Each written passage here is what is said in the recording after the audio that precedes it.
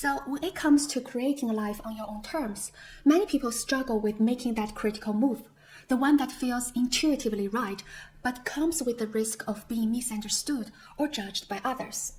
Maybe you've discovered something that excites you, something you're passionate about, or even skilled at. That's no small feat. Congrats. On top of that, you've begun to shape a vision for a future, a potential path toward a life that feels uniquely fulfilling to you. Again, kudos to you, and you're excited to test this path out. But here's the catch. When you share your vision with others, they don't get it. They think you are crazy and have no idea what you are doing. And there you are, caught in between. You start to question yourself. Am I doing the right thing? Am I just fooling myself?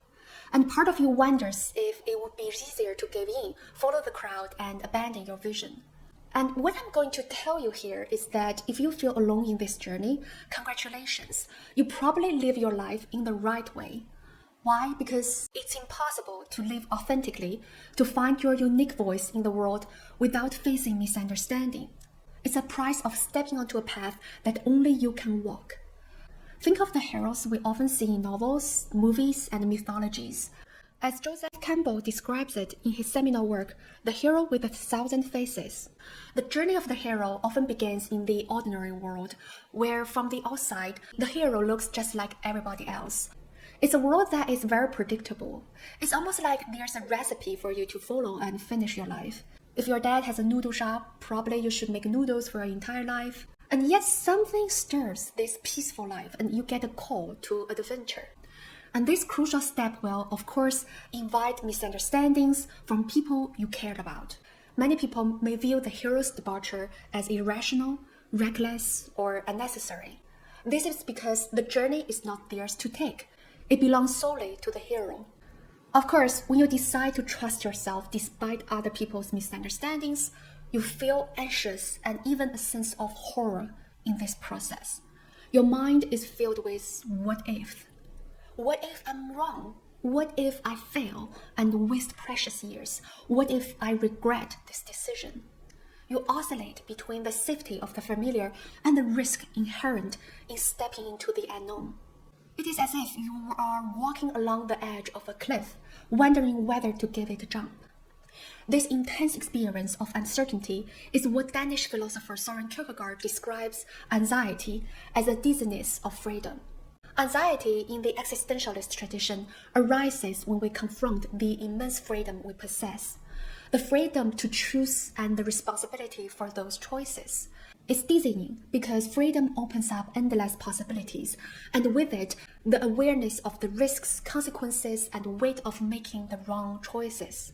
This may seem frightening, but if you consider it from another perspective, anxiety is a sign that you truly make use of your freedom. And a life free from this anxiety is a life that silences its inner voice and mutilates its wilderness. For a deeper dive into this concept, check out the video linked here. And of course, things may not turn out the way you envision at first. This leap may land you in places that are challenging to face. So here comes the bigger question. Can you be confident that you will still accept and love yourself even when things don't go their way? You see, true self-love is much more than treating yourself with luxuries and comforts. It's the courage to stand by yourself, especially when others don't. Consider this mindset. If what I love, what I want to do is deemed weird, then I'll give it up. People who think this way live their lives in constant deference to others, never standing up for themselves. Some people go so far as to suppress every intuition, every oddity, every eccentric little passion or obsession they've ever had. If the world doesn't approve one of their parts, they will cut it off. And this is deeply connected to what Soren Kierkegaard, the Danish philosopher, described as living in unconscious despair, a state where you never get the chance to develop a unique sense of yourself. And these people are often more cruel to themselves than anyone else ever could be. They cut away their edges, smoothing themselves out, like turning a hard rock into a pebble, all to fit into the mold society demands of them. Some Kierkegaardian philosophers even use the metaphor of existential zombie to describe this state, alive and functional on the outside, but inwardly dead, severed from the wild, unique, and vibrant parts of ourselves. What kind of tragedy is it for someone to say at the end of their life, in my entire life I had never stood on my side. I always stood on the side of others against myself. But there's something even deeper to this. What if I told you that human beings are not meant to be fully understood, like a simple PowerPoint presentation? This idea brings us to the philosophy of another existentialist thinker, Emmanuel Levinas. Levinas argues that there's always a part of us that cannot be fully translated into the terms of the world around us.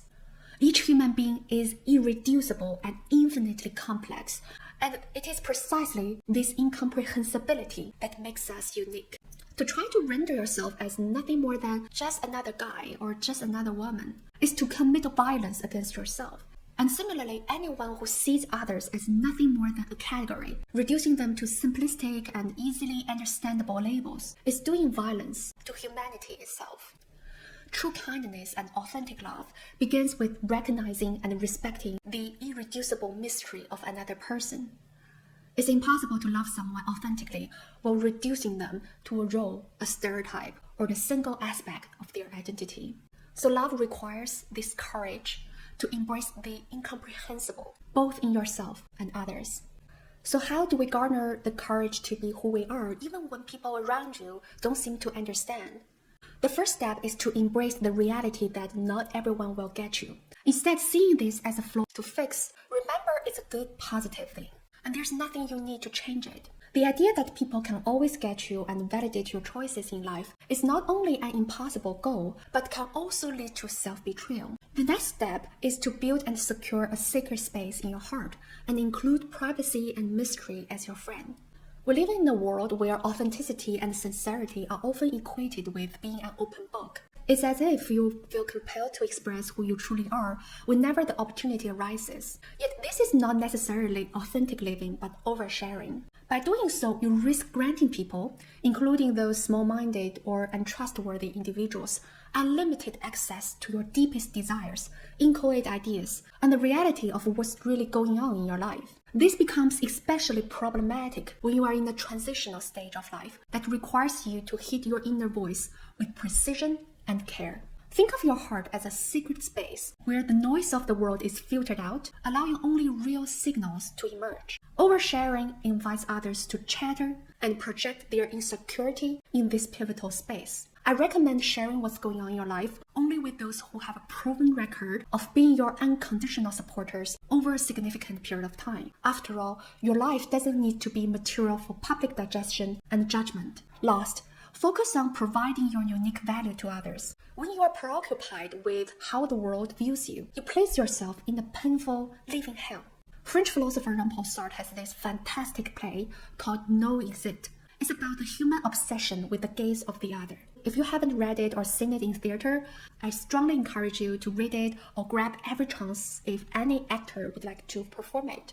The dark secret of life is that most people, in their majority of time and attention, only care about themselves. This self-focus means that while people may pass judgment or form opinions about you, their attention is fleeting and shallow, and their judgments are often quick, uninformed, or indifferent. It's kind of disheartening to realize how little thought others may give to your efforts, struggles, or values, including people who are very close to you or important to you. Recognizing this reality, however, can be also liberating. That is, if you stop trying to control how others see you and instead focus on creating and providing your unique value to the world, you'll be surprised to find people who appreciate and accept you, not because you demand it, but because your contribution resonates with them. Sometimes the primary torturer in our life is our own ego. That's it for today. Hey friends, this is Sejan. I hope you enjoyed the video. For those of you who are new here, I'm Dr. Sejan Yan. I create practical videos about life and accessible philosophy lectures, both grounded in existentialism. If you are looking for more insights on how to live well, consider subscribing to this channel. Thank you so much for watching, and I'll see you next time.